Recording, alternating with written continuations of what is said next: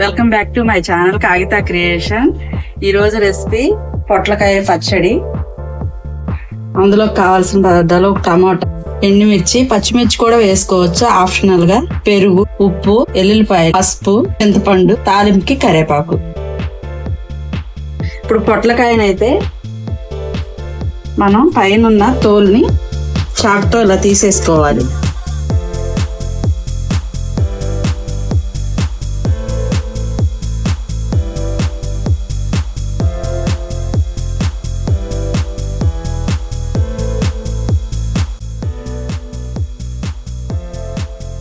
Friends, ఇప్పుడైతే peel మొత్తం తీసేసుకున్నాను. ముక్కలుగా కట్ చేసుకోవాలి.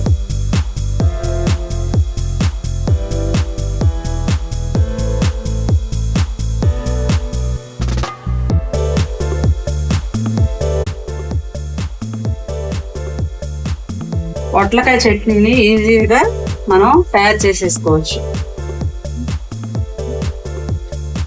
కట్ చేసిన ముక్కలన్నీ గిన్నెలోకి తీసుకుని కొంచెం కళ్ళుప్పు వేసుకుని ముక్కల్ని ఇలా స్మాష్ చేయాలి. పసరు వాసన అనేది పోవడం కోసం మనం ఉప్పు వేసి ఇలా ముక్కలన్నిటిని తీసుకోవాలి. చూడండి, ఇందులో వాటర్ వస్తుంది చూడండి. అది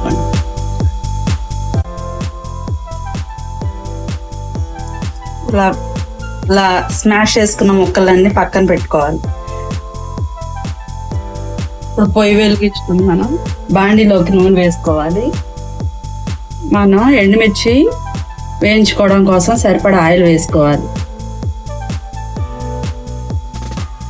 ఇప్పుడు ఆయిల్ వేడయ్యాక ఎండుమిర్చిని కూడా వేసేసుకుని వేయించుకోవాలి.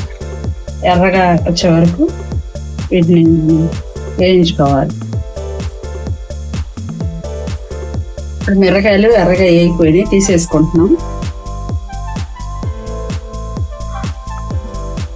మనం మిరగాయలు వేసేటప్పుడు జాగ్రత్తగా వేపుకోవాలి. ఊరినే ఇవి నల్లగా అయిపోతాయి. ముక్కల్లోకి వాటర్ వేసుకుని ముక్కల్ని ఉప్పు పోయే వరకు ఇలా కడిగేసుకుని ఇప్పుడు నూనెలో వేసుకోవాలి. మిరగాయలు వేయించిన నూనె ఉంది కదా, అందులో వేసేసుకోవాలి. ఇలా వేసిన తర్వాత ముక్కల్ని అటు ఇటు కలుపుకోవాలి. వీటిని బాగా మగ్గనిచ్చుకోవాలి. మూత అయితే పెట్టుకుంది ముక్కలు మగ్గడం కోసం. టమాటాను కూడా కట్ చేసుకుంటున్నాం.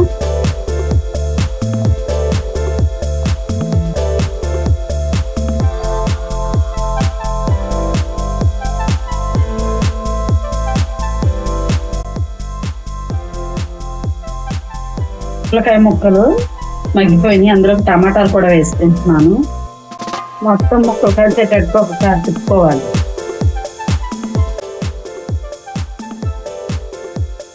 చింతపండు కూడా వేసుకోవాలి.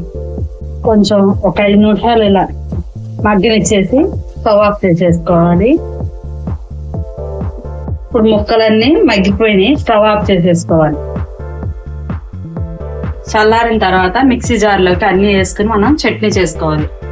మనం ముందుగా వేయించుకున్న ఎండుమిరపకాయలు వేసేసుకోవాలి. చట్నీ సరిపడా కళ్ళుప్పు కూడా వేసుకోవాలి. కొంచెం వెల్లుల్లిపాయలు, వీటిని మనం కచ్చాబచ్చాగా మిక్సీ పట్టుకున్నాం. చల్లారిపోయిన తర్వాత ఈ పొట్లకాయ ముక్కని మిక్సీ జార్లో వేసుకుంటాం. వేసేసుకున్నాను కదా, మిక్సీ పడదామని వేసుకుందాం. పచ్చడికి సరిపడా వేసుకోవాలి.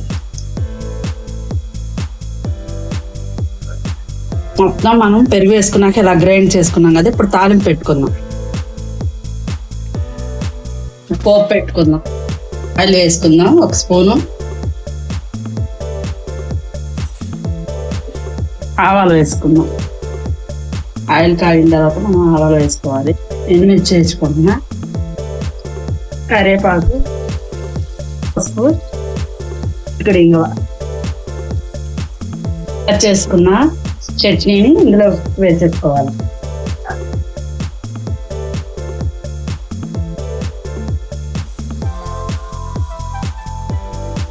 ఇంకా చట్నీ అయితే రెడీ అయిపోయింది. ఇప్పుడు రైస్లో వేసుకుని టేస్ట్ ఎలా ఉందో చేద్దాం. వేడి వేడి అన్నంలోకి పచ్చడి వేసుకొని కొంచెం నెయ్యి కూడా వేసుకొని